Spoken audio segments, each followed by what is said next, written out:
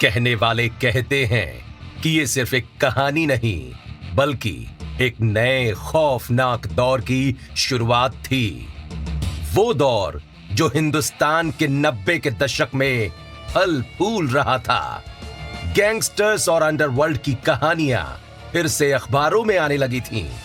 और ऐसी ही एक कहानी 2017 में एक खौफनाक संदेश के जरिए भारत की एंटरटेनमेंट और न्यूज सर्किट्स में सनसनी मचा देती है। ये मैसेज किसी आम क्रिमिनल से नहीं बल्कि राजस्थान के उभरते हुए गैंगस्टर लॉरेंस बिश्नोई से आया था। मैसेज और उनका निशाना दोनों साफ थे। Bollywood mega star Salman Khan. Jodhpur की एक व्यस्त अदालत में बिश्नोई ने अपने ही अंदाज में मीडिया के सामने एक ऐलान किया था। ये ऐसा ऐलान था जिसने लॉरेंस बिश्नोई को देश के मीडिया में रातों रात एक चर्चित नाम बना दिया था। उसने शांत लेकिन मजबूत लहजे में कहा, सलमान खान को मारेंगे, जोधपुर में मारेंगे, पता लग जाएगा। ये बस एक धमकी मात्र नहीं थी।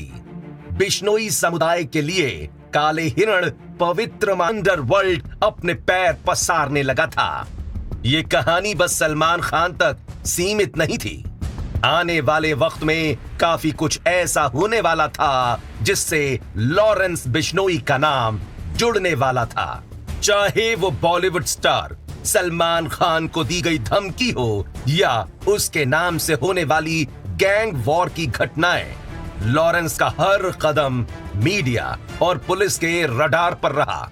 उसकी हरकतें एक अकेले गैंगस्टर की साधारण कहानी से कहीं ज्यादा लगने लगी, खासकर जब मनी लॉन्ड्रिंग, हथियार तस्करी और कई राज्यों में फैले आपराधिक नेटवर्क के साथ उसके जुड़ाव की बातें सामने आईं। उसके इर्द गिर्द छिपे राज, असली मकसद और भविष्य की अनजान चालें जानने की उत्सुकता सबको जकड़ लेती है। आखिर कौन है लॉरेंस बिश्नोई और क्या है उसकी कहानी? जानने के लिए सुनते रहिए हमारा ये शो।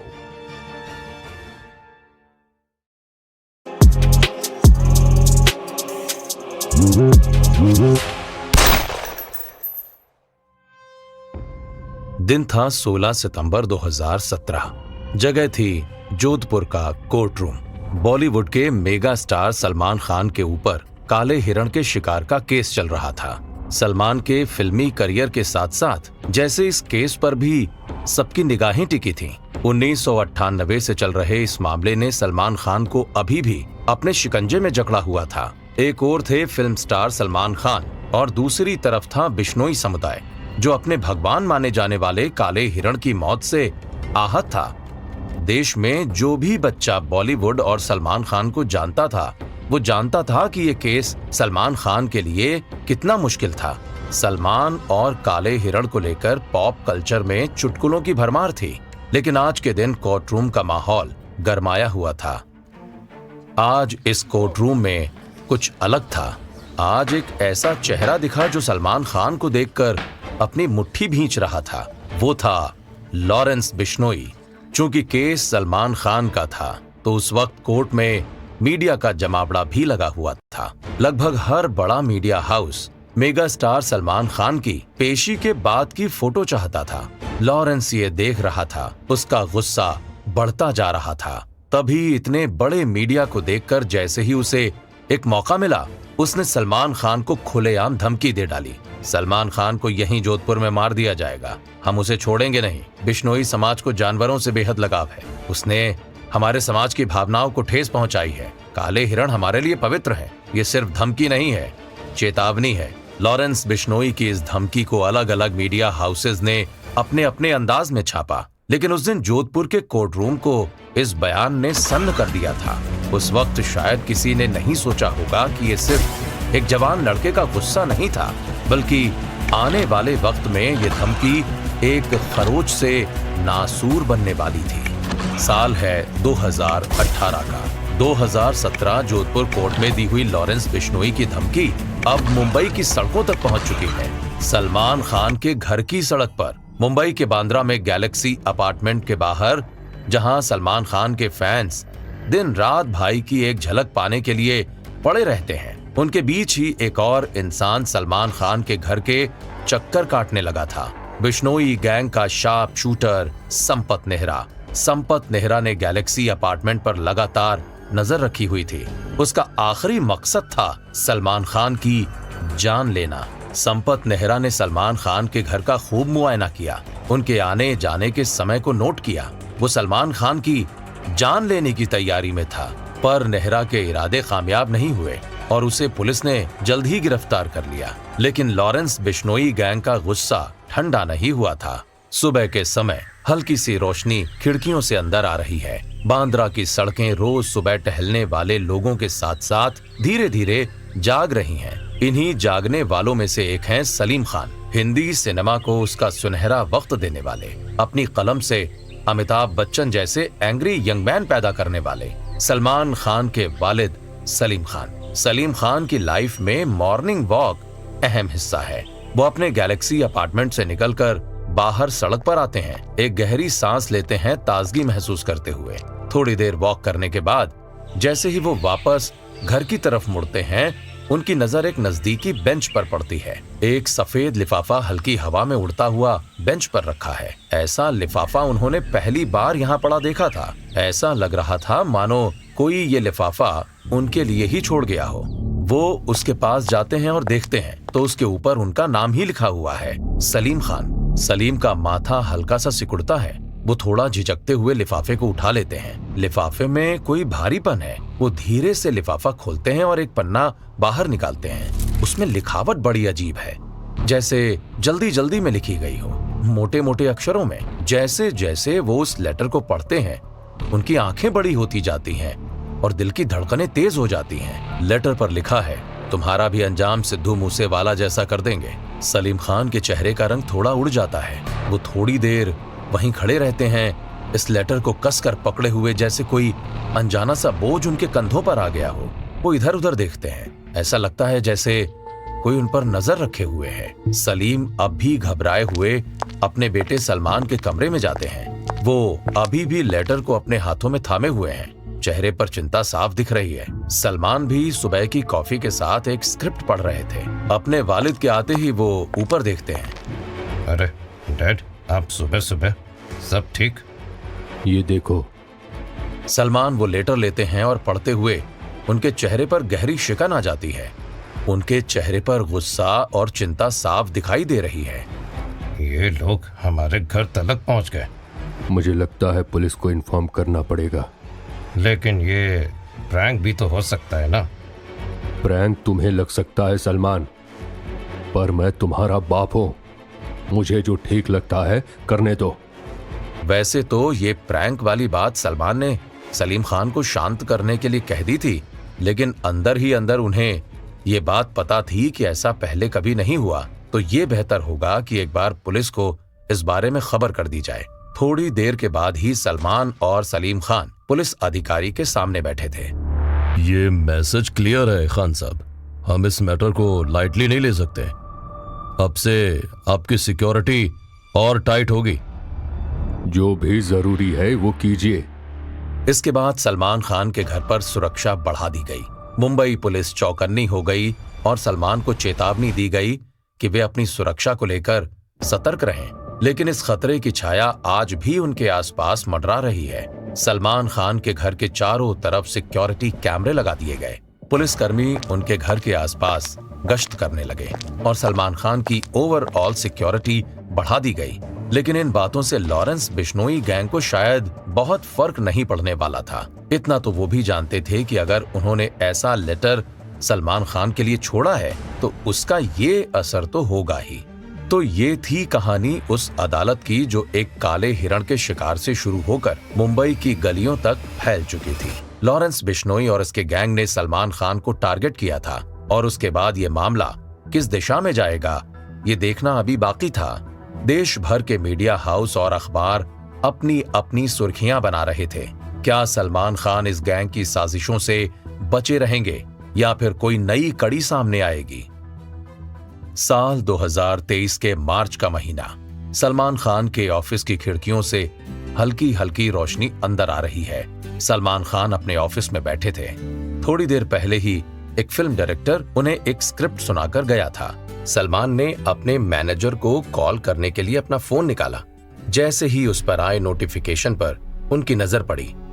ये एक ईमेल नोटिफिकेशन था। भेजने वाले का नाम देखकर वो तो हैरान रह गए। इस ईमेल को भेजने वाले का नाम था गोल्डी बरार। सलमान का चेहरा धीरे धीरे गंभीर हो गया। गोल्डी बरार, जिसका असली नाम सतिंदर सिंह है, कनाडा बेस्ड एक कुख्यात गैंगस्टर था। गोल्डी लॉरेंस बिश्नोई गैंग का करीबी था। गोल्डी बरार 2020 में तब सुर्खियों में आया जब उसने पंजाब के युवा कांग्रेस नेता गुरलाल सिंह पेरीवाला के मर्डर की जिम्मेदारी ली। इसके बाद 2022 में पंजाबी गायक सिद्धू मूसेवाला के मर्डर में भी उसका हाथ था। अब हिम्मत करके सलमान ने वो ईमेल खोली। ईमेल में लिखा था, सलमान, ये मेरी आखिरी चेतावनी है। मेरे आदमियों ने तुझे और तेरे परिवार को निशाना बनाने का पूरा प्लान तैयार कर लिया है। अगर मेरे कहे के मुताबिक काम नहीं किया तो अंजाम भुगतने के लिए तैयार रह। सलमान की आंखें ईमेल पढ़ते हुए चौड़ी हो जाती हैं। सलमान को समझ ही नहीं आता कि वो क्या करे।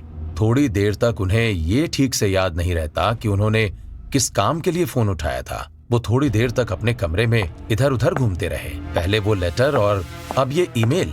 सलमान को ऐसा लगा जैसे उनके कमरे की खुली हुई खिड़की से उन पर कोई नजर रख रहा है।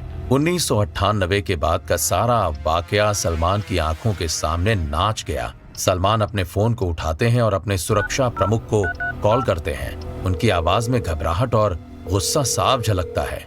तुरंत मेरे ऑफिस आ जाओ, एक नई धमकी मिली, हमें सिक्योरिटी बढ़ानी पड़ेगी। फोन रखने के बाद सलमान थोड़ी देर के लिए शांत बैठे, लेकिन उनके चेहरे पर तनाव और चिंता साफ झलक रही है। थोड़ी ही देर बाद यह खबर सलमान के परिवार तक भी पहुंच गई और सभी सलमान से मिलने आ गए। माहौल बड़ा गंभीर था। उनके पिता सलीम खान और बाकी परिवार के लोग भी वहां आ पहुंचे थे। सबकी नजरें सलमान पर टिकी हुई थीं। हमें पुलिस को बताना चाहिए, ये लोग अब हद से आगे बढ़ रहे हैं। हाँ पापा, मैंने सिक्योरिटी टीम को अलर्ट कर दिया है, लेकिन ये लोग किसी भी हद तक जा सकते हैं। थोड़ी देर बाद उसी कमरे में सलमान और उनके वकील एक पुलिस ऑफिसर के सामने बैठे थे। सलमान पुलिस ऑफिसर को ईमेल दिखा रहे हैं। ऑफिसर गंभीरता से नोट्स ले रहे थे। गोल्डी बरार और लॉरेंस बिश्नोई गैंग का नाम पहले से ही हमारे रडार पर है। हम आपकी सुरक्षा में कोई कमी नहीं छोड़ेंगे। जी सर, हमें उम्मीद है कि आप लोग इसे हल्के में नहीं लेंगे। ये लोग अब सीधा हमला करने की धमकी दे रहे हैं।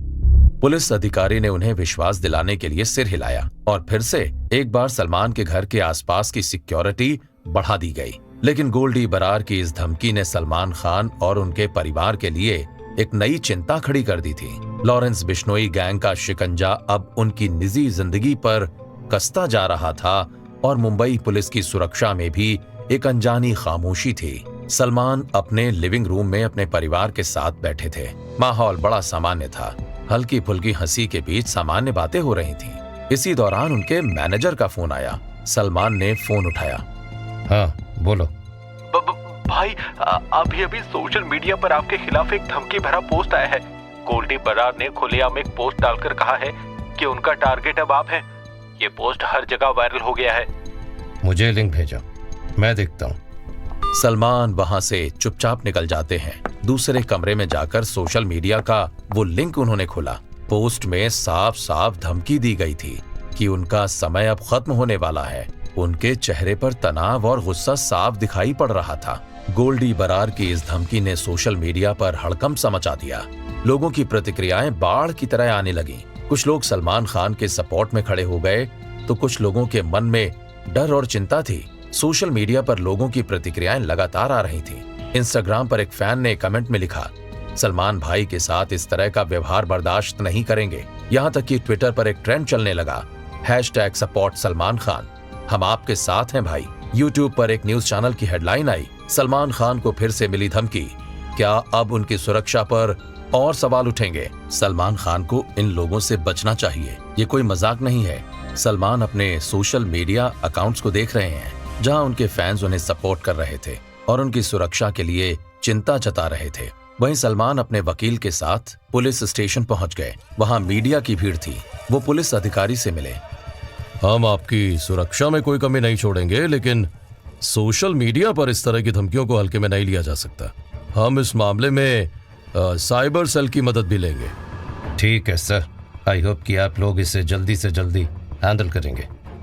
गोल्डी बरार की इस नई धमकी ने न केवल सलमान खान की जिंदगी में नई चुनौतियां खड़ी कर दी, बल्कि पूरे बॉलीवुड और उनके फैंस के बीच एक डर का माहौल पैदा कर दिया। सलमान खान के साथ खड़े होने के लिए लोगों ने सोशल मीडिया पर एकजुटता दिखाई, लेकिन हर किसी के मन में एक सवाल था, क्या ये सिलसिला कभी खत्म होगा? लेकिन ये कहानी यहीं खत्म नहीं होती है। ये तो बस एक बड़ी कहानी का एक छोटा सा सिरा था, जो बस अभी खुलना शुरू ही हुआ था। अगले एपिसोड में हम जानेंगे कि कैसे लॉरेंस बिश्नोई और उसके गैंग ने अपने आपराधिक साम्राज्य को बढ़ाया और किन तरीकों से वो पुलिस और सिस्टम को चकमा देने में कामयाब रहे। जुड़े रहिए हमारे साथ इस दिल दहला देने वाली कहानी में।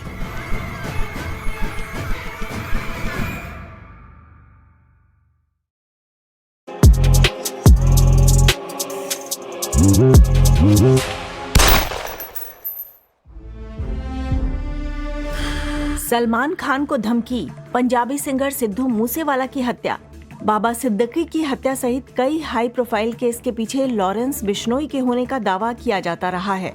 आखिर कौन है ये लॉरेंस बिश्नोई? ये एक ऐसा सवाल है जो आज देश के हर कोने में पूछा जा रहा है। साबरमती जेल में बंद लॉरेंस अपराधी है, लेकिन सोशल मीडिया पर नौजवान लड़के उसे देशभक्त कहते हैं। और लॉरेंस के बारे में ऐसा कहा जाना कोई इत्तेफाक की बात नहीं थी। लॉरेंस जो भी कर रहा था बहुत सोच समझ कर रहा था। लेकिन कौन था लॉरेंस? वो पैदा कहाँ हुआ? बचपन कैसा रहा इसका कि आज वो विश्व के बड़े अपराधियों की लिस्ट में है।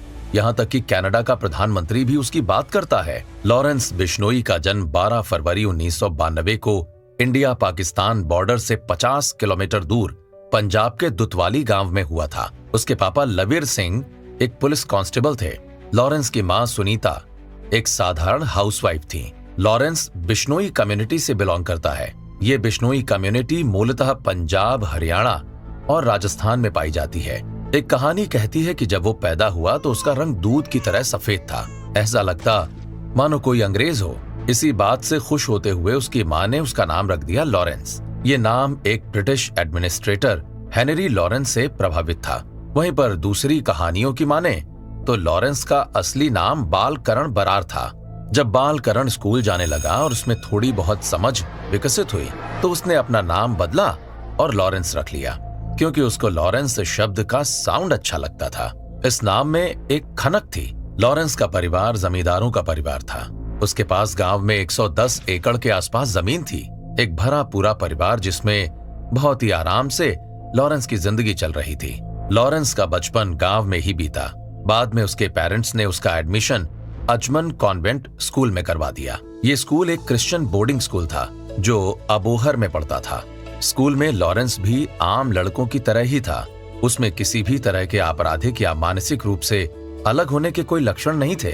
गांव के लोग तो यहाँ तक कहते हैं कि लॉरेंस जमींदारों के परिवारों में एक भोला भाला लड़का था। जब भी वो लड़का बोर्डिंग स्कूल से घर वापस आता वो किसी से लड़ाई तक नहीं करता। यहाँ तक कि बोर्डिंग स्कूल में भी उसकी लड़ाई के कोई किस्से नहीं है। लेकिन जैसे लॉरेंस बड़ा हुआ उसकी लाइफ में लग्जरीज आती चली गई। वो लग्जरीज का लुत्फ उठाता था और 8वीं कक्षा में आते आते लॉरेंस ने अपनी खुद की बाइक ले ली थी। उसे बाइक चलाना बड़ा पसंद था। बाइक के साथ साथ महंगे जूतों का भी उसे बड़ा शौक था। इस लाइफस्टाइल के बावजूद गांव के लोग कहते हैं कि वो लोकल बच्चों की बड़ी मदद करता था। बच्चों में ड्रग एडिक्शन से बचाने के लिए वो नौजवानों को क्रिकेट की किट्स देता। उसे ये बात समझ आ रही थी कि अगर युवाओं को नशे की दुनिया से बाहर निकालना है तो उसका तरीका कुछ ऐसा ही हो सकता है। लॉरेंस जब 10वीं कक्षा में पहुंचा तो उसके साथ वो हुआ जो कई लड़कों के साथ होता है। शुरुआत हुई स्कूल की घंटी बजने से। बच्चे अपनी किताबें बंद करके क्लास से बाहर निकल रहे थे। क्लासरूम में थोड़ी हलचल थी। लॉरेंस अपनी सीट पर बैठा अपनी किताबें अपने बैग में डाल रहा था। तभी उसे लगा कि कोई उसके पास खड़ा है।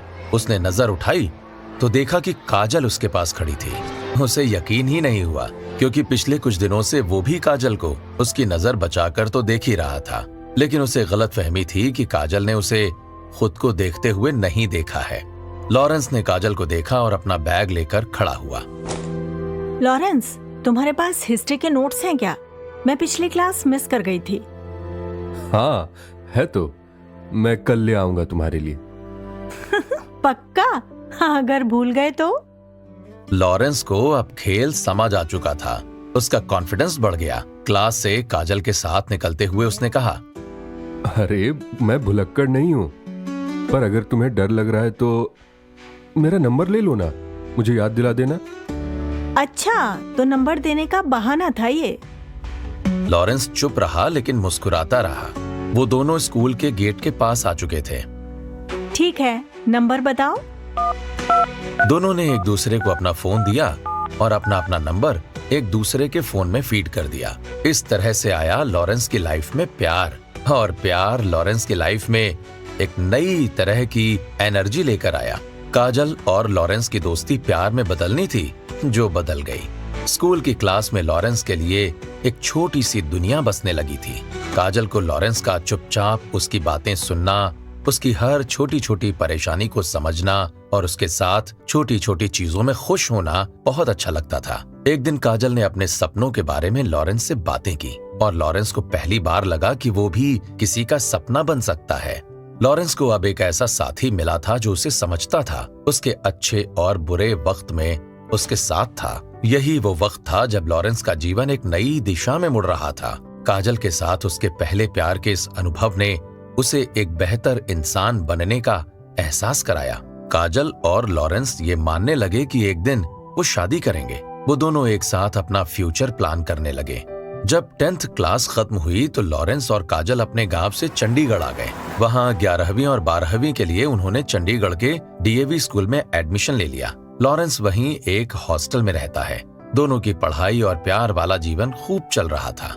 आगे का भविष्य सुंदर था, लेकिन यही कहानी लॉरेंस को कहां लेकर जाने वाली थी, उस वक्त उसे भी नहीं पता था। चंडीगढ़ में रहते हुए लॉरेंस का एथलेटिक्स में इंटरेस्ट डेवलप होना शुरू हो गया। स्पेशली 1500 मीटर की रेस में ट्रेनिंग करने के लिए लॉरेंस पंजाब यूनिवर्सिटी के ग्राउंड्स में जाता, क्योंकि वो ट्रेनिंग के लिए यूनिवर्सिटी में आता रहता था। इस दौरान उसने एक्सरसाइज और अपने ऊपर ध्यान देना शुरू कर दिया। इस दौरान लॉरेंस का स्टूडेंट पॉलिटिक्स में भी इंटरेस्ट डेवलप हो जाता है। साल है 2008 और लॉरेंस की दोस्ती होती है रॉबिन बरार से। रॉबिन उस साल student organisation of Punjab university के इलेक्शंस के लिए खड़ा होता है। रॉबिन को लॉरेंस का पूरा सपोर्ट है। वो रॉबिन के लिए इलेक्शन कैंपेन करता है, उसके प्रचार में बढ़ चढ़कर हिस्सा भी लेता है, जरूरत पड़ने पर अपने कॉलेज में भाषण भी देता है। ऐसे ही एक दिन जब लॉरेंस कॉलेज कैंपस में भाषण दे रहा था तो विपक्षी पार्टी का जुलूस सामने से छेड़ने के लिए अपनी पार्टी के नारे लगाने लगे, लेकिन लॉरेंस को ये बात ठीक नहीं लगी। अगर वो बाकी के स्टूडेंट्स के सामने इसका जवाब नहीं दे पाया तो सबको लगेगा कि वो कमजोर है, ऐसा लॉरेंस को लगा। उसने माइक हाथ में पकड़ते हुए विपक्षी दल को जमकर ललकारा। सुना है तू मेरे दोस्त रॉबिन के खिलाफ खड़ा हो रहा है इलेक्शन में? ठीक सुना है, पर उस सुने हुए को अपडेट कर ले। ये बस सुनी हुई बात नहीं है, देख ले कि हम प्रचार भी कर रहे हैं।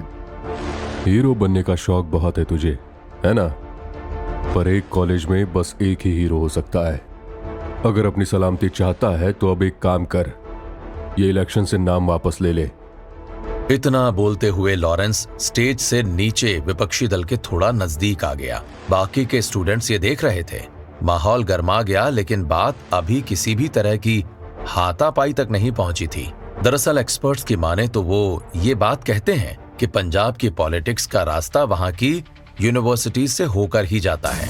इन यूनिवर्सिटीज के चुनाव में ही लगभग ये तय हो जाता है कि कौन कितना बड़ा नेता बनेगा। लॉरेंस किंग तो नहीं, लेकिन किंग मेकर जरूर बनना चाहता है और इसीलिए वो रॉबिन का इतना साथ दे रहा था।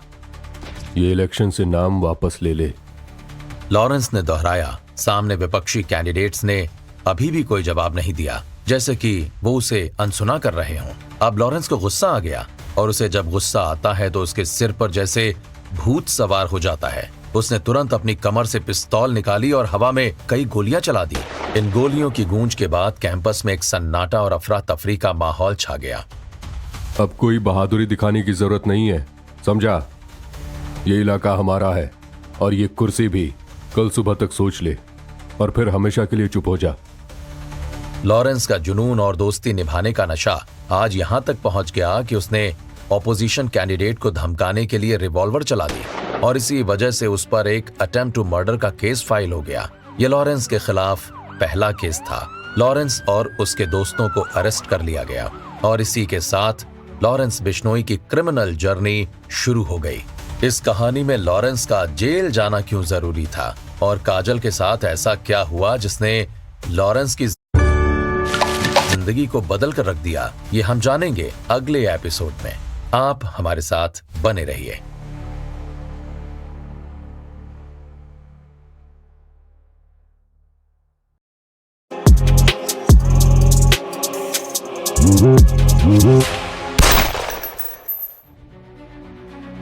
वैसे तो लॉरेंस ने लॉ की पढ़ाई की थी, लेकिन अब वो कानून अपने हाथ में लेने लगा था।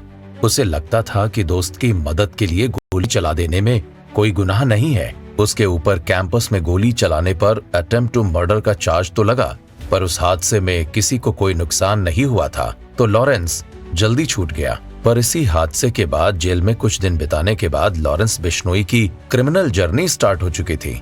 जेल के अंदर लॉरेंस रंजीत दूप से मिला था। रंजीत दूप एक आम स्मगलर था, लेकिन जेल में जाने के बाद से ही लॉरेंस के लिए क्राइम की दुनिया का रास्ता खुला।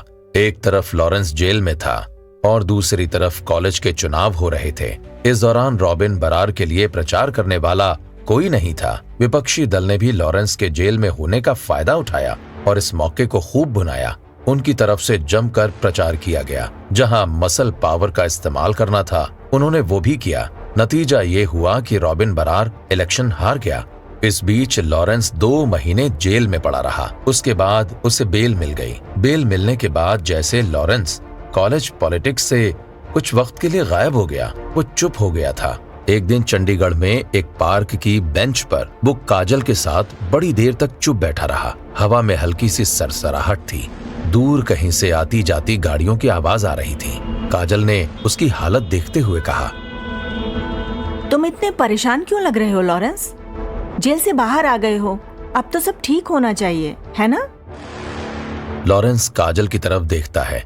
उसकी आंखों में हल्का सा दर्द और बदले की आग झलकती है। वो गहरी सांस लेता है और फिर बोलता है, तुम नहीं समझोगी, रॉबिन का इलेक्शन हारना ये मेरे लिए सिर्फ एक हार नहीं है, ये हमारी बेइज्जती है, हमारी ताकत को चुनौती है।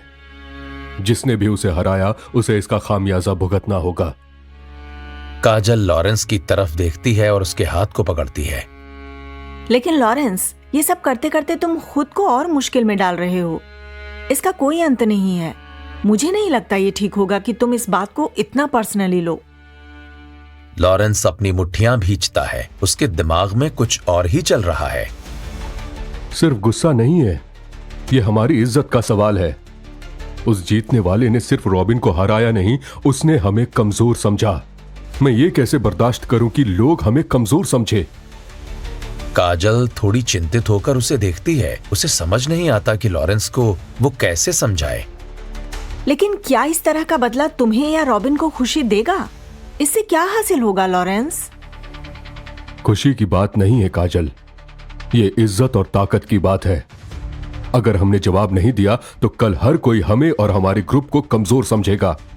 हमें साबित करना है कि हम झुकने वालों में से नहीं हैं। काजल गहरी सांस लेती है। उसे लॉरेंस की ये सोच समझ में नहीं आती, लेकिन वो जानती है कि उसे अभी कुछ कहना बेकार होगा। इस घटना के कुछ महीने के बाद विनिंग कैंडिडेट के भाई पर लॉरेंस गोली चला देता है, जिसके बाद एक और attempt to murder case file होता है। इस बार लॉरेंस चंडीगढ़ की जेल में 6 दिन बिताता है और पिछली बार की तरह वो इस बार दविंद्र बबला से मिलता है। दविंद्र बबला एक लोकल क्रिमिनल है। अगर हम लॉरेंस की यहाँ तक की कहानी देखें तो ये बात तो समझ आती है कि एक पैटर्न है। लॉरेंस जितनी बार भी जेल जाता है तो एक पक्के क्रिमिनल से मिलता तो है, और जितनी बार वो एक और क्रिमिनल से मिलता है उसकी समझ और पहुंच क्राइम की इस दुनिया में और गहरी होती जाती है। और ऐसा शायद लॉरेंस के साथ ही नहीं बल्कि कई और क्रिमिनल्स के साथ भी होता होगा। लेकिन यहाँ गौर करने वाली बात यह है कि लॉरेंस अभी भी 12th क्लास में ही है। 12th के बाद लॉरेंस का यूनिवर्सिटी वाला दौर शुरू होता है। 12th क्लास कंप्लीट करने के बाद लॉरेंस ने पंजाब यूनिवर्सिटी में एडमिशन लिया। 2 बार जेल जा चुके लॉरेंस को यहाँ खेलने के लिए जैसे बड़ा मैदान मिल गया। लॉरेंस का फोकस अब कहीं से भी पढ़ाई नहीं है। पूरे वक्त उसके दिमाग में यही बातें चलती रहती हैं कि वो कैसे अपना दबदबा कॉलेज के स्टूडेंट्स के बीच कायम कर सकता है। साल 2010 में एक परीक्षा के दौरान वो चीटिंग करता हुआ पकड़ा गया। उसके पास से एक चिट बरामद हुई जिसमें सवालों के जवाब लिखे हुए थे। एग्जाम देने वाली क्लास को देखने वाले टीचर एग्जाम के इनविजिलेट सुपरिटेंडेंट को बुलाकर आते हैं, और जैसे ही वो उसे पकड़ने वाले होते हैं लॉरेंस वहां से भागने की कोशिश करता है, लेकिन सामने दरवाजे से भागने का कोई चांस ही नहीं है। बेटा चुपचाप चल हमारे साथ, भाग तो तू वैसे भी नहीं पाएगा। अब तक लॉरेंस अपनी सीट छोड़कर क्लास के बीचों बीच खड़ा हो गया है। सारे स्टूडेंट्स लॉरेंस को देख रहे हैं। इनविजिलेट सुपरिटेंडेंट लॉरेंस को पकड़ने के लिए आगे बढ़ता है, लेकिन लॉरेंस की नजरें तो कहीं और ही टिकी हुई हैं। वो तेजी से सरकता हुआ क्लासरूम की खिड़की के पास पहुंचता है। इनविजिलेट सुपरिटेंडेंट को देखकर मुस्कुराता है और कहता है, पकड़ तो नहीं पाओगे। और लॉरेंस पहली मंजिल की क्लास की खिड़की से बाहर छलांग लगा देता है। इनविजिलेट सुपरिटेंडेंट ने झांक कर खिड़की से बाहर देखा, तब तक लॉरेंस अपनी धूल झाड़कर उठ खड़ा हुआ था। उसने इनविजिलेट सुपरिटेंडेंट को देखकर हाथ से कुछ भद्दे इशारे किए और वहां से हंसता हुआ भाग गया। यहाँ समझने वाली बात यह है कि लॉरेंस जिस उम्र में है वहाँ उसके आसपास का माहौल भी ऐसा है जिसमें उसकी इस हरकत को एक एक्ट ऑफ रेबेलियन माना जाता है। किसी भी किशोर लड़के के लिए ये कहानी एक बड़ी कूल कहानी है, और इस कूल कही जाने वाली कहानी का असर लॉरेंस को दिखना शुरू हो जाता है।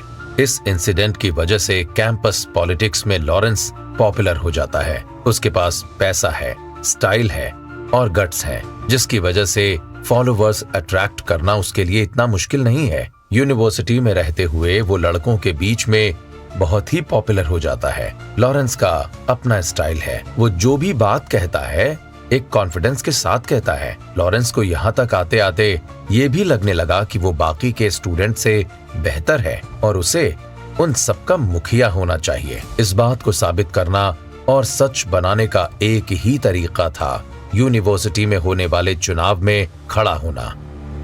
2010 में यूनिवर्सिटी इलेक्शन के अध्यक्ष पद के लिए लॉरेंस खड़ा हो जाता है। आज कॉलेज कैंपस में हलचल है। हर जगह पोस्टर्स लगे हैं और हर कोई चुनावी माहौल में डूबा हुआ है।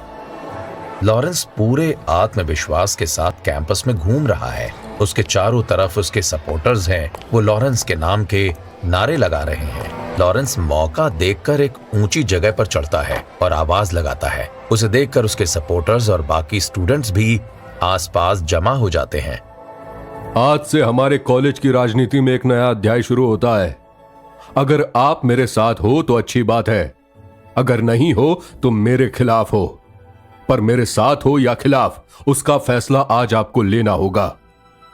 इतने में मैदान के दूसरी तरफ हलचल होती है और विपक्षी पार्टी का उम्मीदवार लॉरेंस के सामने खड़ा होता है। ये लॉरेंस समझता क्या है खुद को? कॉलेज स्टूडेंट्स को धमकी दे रहा है। ये है मेरे वादे, साफ सच्चे और सीधे। जो हमारा साथ देगा उसके लिए ये सब पर्सनल है, और जो हमारे खिलाफ जाएगा उसके लिए भी कुछ खास रखा है। विपक्षी उम्मीदवार लॉरेंस के सामने आकर खड़ा हो जाता है। अच्छा, तो ये है तुम्हारा स्टाइल? ये पॉलिटिक्स है लॉरेंस, यहाँ तुम्हारे डायलॉग्स नहीं चलेंगे। लॉरेंस भी कहां पीछे हटने वाला था। उसने जवाब में 2 बातें कही और 2 बातें सुनी भी। लेकिन इस इलेक्शन का रिजल्ट क्या होने वाला है ये तो यूनिवर्सिटी के स्टूडेंट्स ही डिसाइड करने वाले थे, और ये रिजल्ट लॉरेंस के लिए बहुत अच्छा साबित नहीं होने वाला था। लॉरेंस वो इलेक्शन हार गया। लॉरेंस के हारने के बाद जो ऑपोजिट ग्रुप था वो लॉरेंस के बड़बोलेपन का बदला लेना चाहता था। उन्हें लॉरेंस के बड़े बोल याद आ रहे थे, लेकिन सिर्फ चुनाव जीत जाना उनके लिए काफी नहीं था। वो लॉरेंस की सबसे मेजर नस पर वार करना चाहते थे, जिससे उसे दर्द ज्यादा हो और वो उस दर्द को सहने के लिए जिंदा भी रहे। विपक्षी दल के गुंडों ने लॉरेंस की गर्लफ्रेंड को छेड़ना शुरू कर दिया और ये वारदातें धीरे धीरे बढ़ने लगी। लेकिन जब पानी सिर से ऊपर चला गया तो काजल ने इस बारे में लॉरेंस को बता दिया। लॉरेंस के गुस्से का ठिकाना नहीं था। अब ये कॉलेज की राइवलरी लॉरेंस के लिए पर्सनल हो गई, लेकिन फिर से इस राइवलरी का खामियाजा लॉरेंस को ही भुगतना पड़ता है। टेंशन इतनी बढ़ जाती है कि विपक्षी दल के लोग काजल को कॉलेज के अंदर जिंदा जला देते हैं। कुछ लोगों की माने तो ये बस एक हादसा था, वहीं दूसरे लोग कहते हैं कि ये जानबूझकर किया गया था लॉरेंस से बदला लेने के लिए और उसे उसकी औकात दिखाने के लिए। आखिरकार पंजाब की स्टूडेंट पॉलिटिक्स क्रिमिनल्स को जन्म तो देती है। साधारण लड़का था, अब यूनिवर्सिटी में आते आते एक गैंगस्टर बन गया था। लेकिन एक एक्सपर्ट की रिपोर्ट इस मामले को एकदम अलग तरह से देखती है। इस रिपोर्ट के हिसाब से लॉरेंस ने वायलेंस इस लव स्टोरी की वजह से स्टार्ट नहीं किया। दरअसल इलेक्शन हारने के बाद लॉरेंस इतना ह्यूमिलिएटेड फील करता था कि वो और उसके दोस्त जीतने वाले कैंडिडेट को मारने चले गए थे। उन्होंने लोहे की एक रॉड का इस्तेमाल करके उस पर ऐसा वार किया था कि उसके पैर तक तोड़ डाले थे।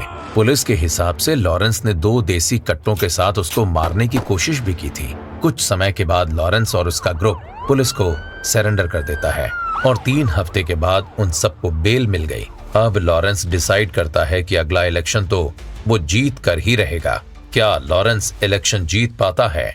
क्या वो काजल के मरने का बदला लेता है? और कैसे एक कॉलेज पॉलिटिक्स इंटरनेशनल क्रिमिनल को जन्म देती है? जानने के लिए साथ बने रहिए।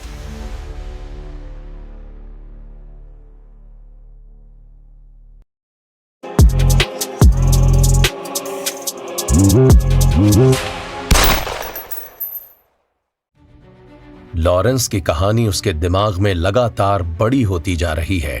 वो अपनी हर हार को आने वाली जीत की तैयारी समझता है।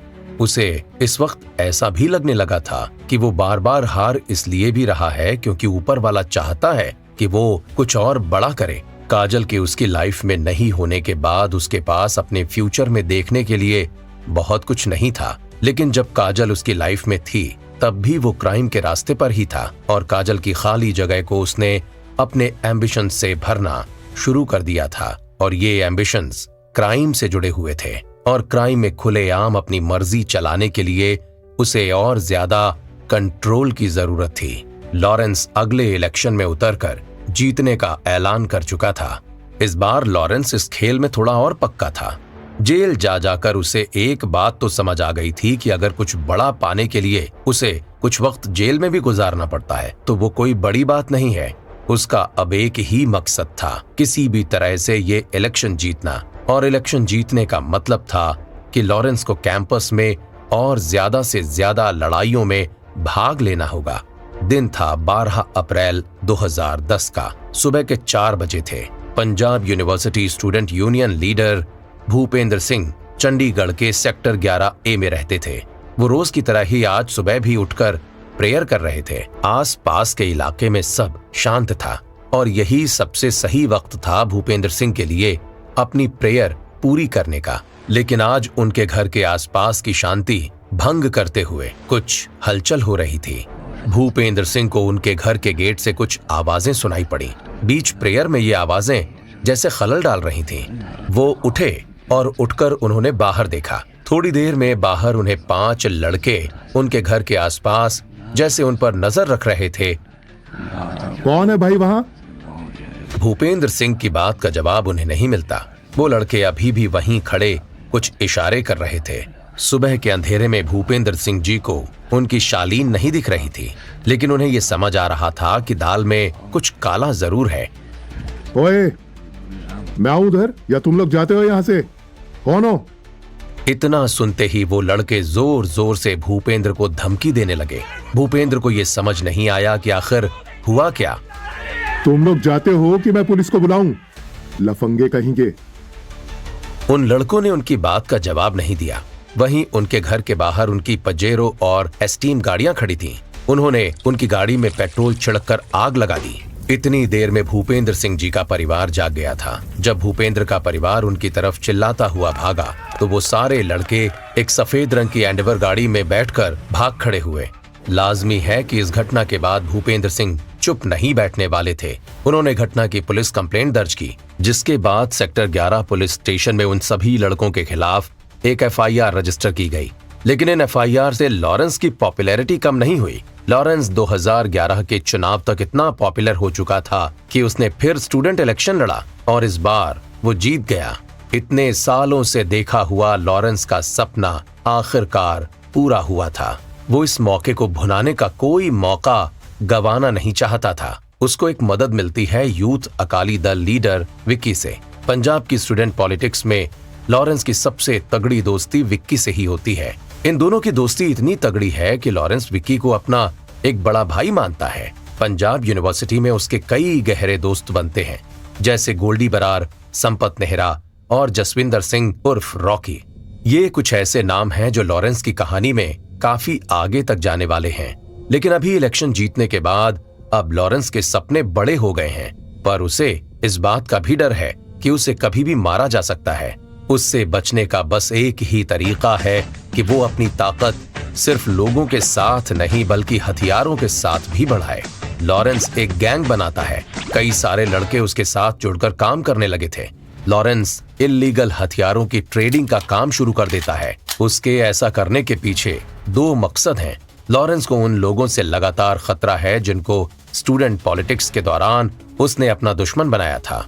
उसको इन लोगों से तो बचना ही है, लेकिन साथ ही साथ खुद का नाम भी जुर्म की दुनिया में और मशहूर करना है। वो अपने गैंग का इस्तेमाल दूसरों को धमकाने के लिए भी करता है। जैसे एक घटना है 29 जून 2011 की। लॉरेंस अपने 4-5 गैंग मेंबर्स के साथ हरप्रीत सिंह ग्रेवाल के घर जाता है। हरप्रीत सिंह ग्रेवाल हरियाणा स्टूडेंट्स एसोसिएशन के एक राइवल ग्रुप का मेंबर है। फिर अगस्त 2012 में चंडीगढ़ के सेक्टर 45 में लॉरेंस 2 भाई रजत और अंकुश शर्मा पर अटैक करता है। इन सारे अटैक्स के पीछे लॉरेंस की मंशा अपना दबदबा कायम करने की रही। इसका मतलब ये है कि वो इस रास्ते पॉलिटिकल गलियारों तक पहुंचना चाहता है। कॉलेज के बाद लॉरेंस अब अपनी गैंग का पॉलिटिकल इन्फ्लुएंस बढ़ाना चाहता है, लेकिन इस वक्त लॉरेंस पंजाब यूनिवर्सिटी से पास आउट हो चुका था। गोल्डी भाई, अब टाइम आ गया है कि SOPU एक ताकत बने। हम कॉलेज में हो ना हो, पर हमारे कंट्रोल में सब होना चाहिए। बात तो सही है भाई, पर ये पूसू वाले ऐसे चुप थोड़ी बैठेंगे। ना बैठे चुप, लेकिन अगर इनको हमारे प्लान का पता ही ना चले तो हमारा काम हो सकता है। क्या चल रहा है तेरे दिमाग में? हम हर उस कैंडिडेट से मिलेंगे जो हमारे खिलाफ खड़ा है। उन्हें लगेगा कि ये एक साधारण चुनाव है, लेकिन हम बताएंगे कि ये हमारी जमीन, हमारा इलाका है। थोड़ा डर दिखाना होगा। इनको बताना होगा कि SOPU के खिलाफ खड़ा होना मतलब लॉरेंस बिश्नोई के खिलाफ खड़ा होना। ये बात उनके दिल और दिमाग में उतारनी होगी। ये सिर्फ कॉलेज पॉलिटिक्स नहीं थी। लॉरेंस के लिए ये सत्ता और खौफ का खेल बन चुका था। गोल्डी, उसका सबसे करीबी साथी, जानता था कि ये तो महज शुरुआत है। सोपू का नाम अब एक संगठन से कहीं ज्यादा एक चेतावनी बनने वाला था। तो पहले किसे निशाना बनाए? सबको नहीं, पर एक को काबू में लेना काफी रहेगा, ताकि बाकी सब समझ जाएं। जो सबसे ज्यादा ताकतवर है उसे ही पकड़ना पड़ेगा, और हाँ, उसे बताना पड़ेगा कि उसके सामने जो भी कैंडिडेट SOPU से खड़ा हो रहा है वो हमारा आदमी है।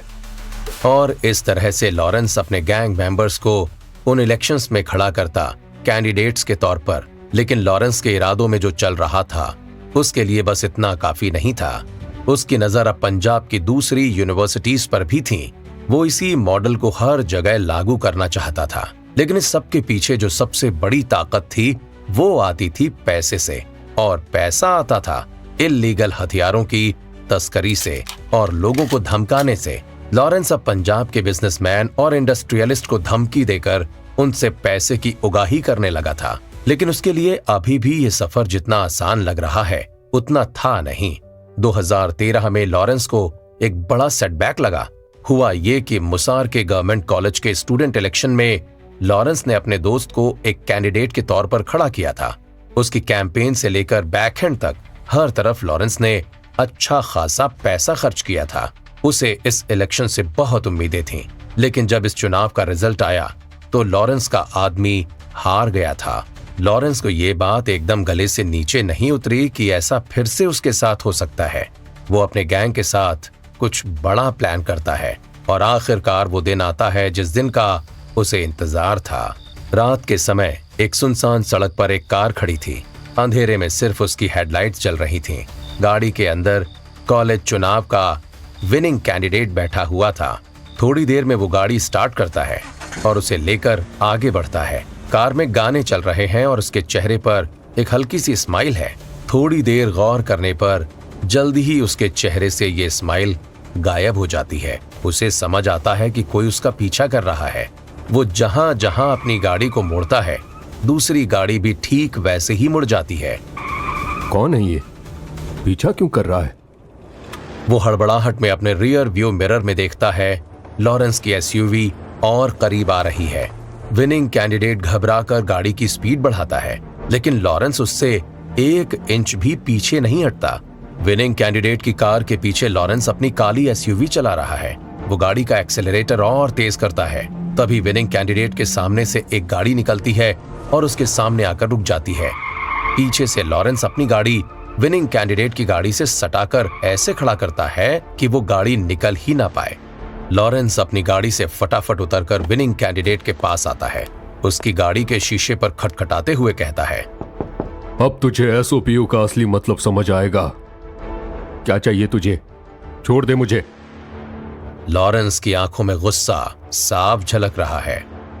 तेरी जीत का जश्न अब खत्म हो गया वीरे। एसओपीयू के खिलाफ जाने की सजा याद रखेगा तू। विनिंग कैंडिडेट कांपता हुआ अपनी गाड़ी के अंदर बैठा है और उसके चेहरे पर डर साफ झलक रहा है। लॉरेंस धीरे धीरे अपनी गाड़ी के पास वापस आता है, अपनी गाड़ी से अपनी रिवॉल्वर निकालता है और दंदनाता हुआ विनिंग कैंडिडेट के ऊपर तान देता है। विनिंग कैंडिडेट की गाड़ी के कांच पर खून की छींटें फैल जाती हैं। कुछ बूंदें उछलकर लॉरेंस के चेहरे पर भी पड़ती हैं। वो अपनी जैकेट की स्लीव से उन्हें साफ करता है। अगली बार फिर से सोच के लड़ियो किसके खिलाफ लड़ रहा है। लॉरेंस को हार बर्दाश्त नहीं थी और वो इस समाज के बनाए हुए नियम से अलग अपने जीतने के नियम बनाए जा रहा था। आगे क्या होता है लॉरेंस बिश्नोई का, जानने के लिए बने रहिए हमारे साथ।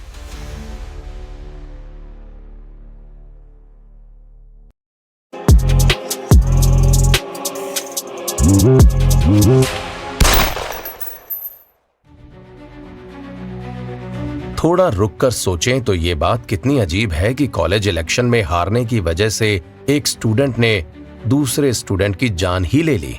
लेकिन ये हमारे देश की कई यूनिवर्सिटी और कॉलेजेस की सच्चाई है। अब एक आदमी जो कॉलेज के इलेक्शंस के लिए लोगों को मारने के लिए तैयार है, वो बस कॉलेज के इलेक्शंस पर ही नहीं रुकेगा। अपराधी को अपना दायरा बढ़ाना होता है। लॉरेंस के दोस्त ये जानते थे कि लॉरेंस अपनी ईगो और पावर ट्रिप के लिए कुछ भी कर सकता है। उसका एक दोस्त उससे मदद मांगता है क्योंकि उस दोस्त का रिश्तेदार लुधियाना के म्युनिसिपल कॉर्पोरेशन इलेक्शन में खड़ा हुआ है और लॉरेंस के लिए दोस्ती और भाईचारा सबसे ऊपर आता है। वो जो भी करता है अपने दोस्तों के लिए करता है। लेकिन यहाँ अपनी दोस्त की मदद के लिए लॉरेंस क्या करता है, वही जो उसने कॉलेज में किया था। लेकिन इस बार वो अपोजिशन कैंडिडेट को जीतने का मौका ही नहीं देना चाहता है। वो उस कैंडिडेट को इलेक्शन से पहले ही मार देता है। चूंकि सामने इलेक्शन है तो ये बात शहर में आग की तरह फैल जाती है। पुलिस को लॉरेंस की तलाश है, लेकिन लॉरेंस अब अंडरग्राउंड हो चुका है। लॉरेंस कहाँ है ये बात किसी को नहीं पता। दरअसल अपोजिशन कैंडिडेट को मारने के पहले ही लॉरेंस ने अपना पूरा प्लान बना लिया था। वो इतना शातिर था कि उसे पता था कि अगर वो पंजाब में रहा तो पुलिस उसे ढूंढ निकालेगी। लॉरेंस अंडरग्राउंड तो है, लेकिन अभी वो भागकर जयपुर चला आया है। वो यहाँ डिसाइड करता है कि उसे अपना बिजनेस बढ़ाना होगा। पुलिस और प्रशासन की नजरों से बचकर वो एक बार गोल्डी से बात करता है। गोल्डी भाई, तू समझता है ना इस खेल को? अगर हमें बड़ा बनना है तो ये छोटे मोटे झगड़ों से ऊपर उठना होगा और काम ऐसे करने होंगे कि हम हो ना हो काम चलता रहे। और पंजाब में ही नहीं, पूरी दुनिया में नाम बनाना है अपना। लॉरेंस भाई, मुझे भी यही चाहिए। ये पुलिस, ये नेता, सबको हमारी जरूरत पड़ेगी। हमें ऐसा एम्पायर बनाना है जहां हर कोई हमारे इशारों पर चले। गोल्डी बरार एक ऐसा आदमी जो खुद कानून के खिलाफ जाने का सपना देखता था। उसकी चालाकी और लॉरेंस की ताकत ने उन्हें एक आदर्श जोड़ी बना दिया। लॉरेंस को जहां रणनीति बनाना आता था तो गोल्डी के पास हर काम को अंजाम तक पहुंचाने का हुनर था। लॉरेंस और गोल्डी की ये साझेदारी पंजाब और उसके आसपास के इलाकों में तेजी से फैलने लगी। दोनों का खौफ इतना बढ़ चुका था कि लोग उनकी ताकत का लोहा मानने लगे। ये साझेदारी केवल पैसे और पावर के लिए नहीं थी, बल्कि एक ऐसी ताकत बनाने के लिए थी जो कानून और समाज के हर नियम को चुनौती देती थी। दोनों की पहली मुलाकात यूनिवर्सिटी के एक छात्र संघ कार्यक्रम में हुई थी। धीरे धीरे गोल्डी लॉरेंस के करीब आता गया। अब दोनों मिलकर बिश्नोई की दबंग छवि और बरार की चालाकी ने उन्हें एक मजबूत जोड़ी बना दिया। कैंपस की सियासत से निकलकर ये दोस्ती अपराध की दुनिया में एक खतरनाक साझेदारी में बदल गई। आज एक कनाडा में है तो दूसरा जेल में है, लेकिन उनका नेटवर्क उतना ही सक्रिय है। कॉलेज कैंपस में शुरू हुई ये दोस्ती आज अंतर्राष्ट्रीय अपराध जगत का एक बड़ा नाम हो चुकी है। लॉरेंस अब जयपुर में दारू के ट्रेड में इन्वेस्ट करने लगा था। कैंपस पॉलिटिक्स में अब वो ऑर्गेनाइज्ड क्राइम के अंदर दाखिल हो गया। इलीगल दारू की इंडस्ट्री में आकर चीजें जल्दी सीरियस होने वाली थीं। एक तरफ लॉरेंस का नेटवर्क बढ़ रहा था तो दूसरी तरफ उससे भी ज्यादा बढ़ रही थी उसकी दुश्मनी। और इन्हीं राइवलरी की वजह से कुछ महीनों के बाद लॉरेंस के कजिन अमनदीप को एक गैंग ने मार गिराया। लॉरेंस ने पुलिस से अपनी बातचीत में बताया कि ये मोमेंट उसकी जिंदगी का टर्निंग पॉइंट था। उसके कजन के मर्डर की वजह से वो क्राइम की दुनिया को छोड़ नहीं पाया। अमनदीप की हत्या के बाद जैसे लॉरेंस के सिर पर भूत सवार रहा और वो अगले 2 सालों के दौरान उन लोगों का पीछा करता रहा। लेकिन एक अजीब सी बात यह भी है कि इस दौरान लॉरेंस की हिट लिस्ट पर बस वो लोग नहीं थे जिन्होंने अमनदीप को मारा था, बल्कि वो लोग भी थे जिसने उनके किलर्स को हथियार दिए, उन्हें बचाया या किसी भी तरह से उनकी मदद की। लॉरेंस के लिए किसी की जान लेना वैसे भी अब बड़ी बात नहीं थी, और यहाँ तो उसके पास एक इतनी बड़ी वजह थी। वो इसे ऐसे ही नहीं भूल सकता था। और जब वो क्राइम की दुनिया में दाखिल हुआ था तो पुलिस के साथ मुठभेड़ भी ज्यादा दूर नहीं थी। अब लॉरेंस पुलिस से कतराता नहीं था। उसने पुलिस की परवाह करना भी जैसे छोड़ दिया था। एक दिन साल 2014 में लॉरेंस और उसके साथी राजस्थान के चूरू में सालासर बालाजी मंदिर जा रहे थे। गाड़ी के अंदर लॉरेंस और उसके दोस्त पूरे जोश में थे। उनकी गाड़ी इतनी तेज चल रही थी जिसे देखकर लग रहा था कि वो कहीं रुकने वाले ही नहीं हैं। लॉरेंस का दोस्त गाड़ी चला रहा था और लॉरेंस सामने वाली सीट पर बैठा हुआ था। थोड़ी देर में उनकी गाड़ी एक चेक पोस्ट पर पहुंची जहां कुछ पुलिस वाले गाड़ियां चेक कर रहे थे। लॉरेंस, आगे पुलिस चेक पॉइंट है। हाँ, तो हम भी गाड़ी में बैठे हैं। ये बोलकर लॉरेंस हंस दिया। उसके लिए ये जोक था। हम क्या करेंगे? जो करना है करेंगे, तू बस ब्रेक पर पैर मत डालियो। गाड़ी तेजी से चेक पॉइंट की ओर बढ़ती है। पुलिस ऑफिसर्स बैरिकेड लगाए हुए हैं और गाड़ी को रुकने के लिए इशारा करते हैं, लेकिन गाड़ी स्लो नहीं होती। पुलिस वाले उसे देखते हैं और फिर से उसे देखकर रुकने का इशारा करते हैं। जब गाड़ी बहुत पास आ जाती है और उन्हें लगता है कि वो उनके ऊपर ही चढ़ जाएगी तो वो थोड़ा साइड हो जाते हैं। गाड़ी अपनी स्पीड में जाकर बैरिकेड तोड़ते हुए आगे निकल जाती है। पुलिस वाले तुरंत हरकत में आते हैं और रुकने के लिए चिल्लाते हैं, ओए रुको, ओए गाड़ी रोको। लॉरेंस की गाड़ी से गोली चलने की आवाज सुनाई देती है। पुलिस ऑफिसर्स के सामने से गोलियां गुजरती हैं और उनमें से एक अधिकारी झुक जाता है। इसके बाद पुलिस गाड़ियों में बैठकर लॉरेंस की गाड़ी का पीछा करने लगती है। पुलिस के सायरन की आवाजें और गाड़ियों की रफ्तार बढ़ती जा रही है। लॉरेंस की गाड़ी तीर की तरह आगे बढ़ती है और पुलिस की गाड़ियां पीछा करती हैं। लॉरेंस, बहुत पीछे पड़ गए हैं, अब क्या करेंगे? डरने का नहीं, सिर्फ आगे बढ़ने का। देखता हूँ ये लोग कितना साथ दे पाते हैं। सड़क पर तेज मोड़ और कच्चे रास्तों के बीच लॉरेंस की गाड़ी पुलिस को चकमा दे देती है। वो पुलिस की गाड़ियों को पीछे छोड़ देता है, लेकिन एक पुलिस की गाड़ी फिर भी लगातार उसका पीछा कर रही होती है और आखिर में पुलिस लॉरेंस को पकड़ने में कामयाब हो जाती है। लॉरेंस को अरेस्ट कर लिया जाता है। अरेस्ट करने के बाद लॉरेंस को रोपड़ जिला जेल में डाल दिया जाता है, लेकिन लॉरेंस कहीं से भी घबराया या दुखी नहीं है। वो वहां से भी सोशल मीडिया पर लाइव जाता है, गाने गाता है, नाचता है और ये सब वो दुनिया को दिखाता है। लेकिन इन सारे नाच गाने के पीछे एक प्लानिंग चल रही है और ये प्लानिंग है जेल से भागने की। लॉरेंस जेल से अपने भागने की प्लानिंग स्टार्ट कर देता है और उसे इसका मौका मिलता है दिसंबर 2014 में हो रहे डिस्ट्रिक्ट जेल के कल्चरल इवेंट में। इस कल्चरल इवेंट में जहां जेल अथॉरिटी सारे कैदियों को परमिशन देती है कि वो अपने एक रिलेटिव या किसी दोस्त को इवेंट के लिए इनवाइट कर सकते हैं। चलो किसी एक आदमी को यहाँ बुला सकते हो, उसका नाम लिख दो।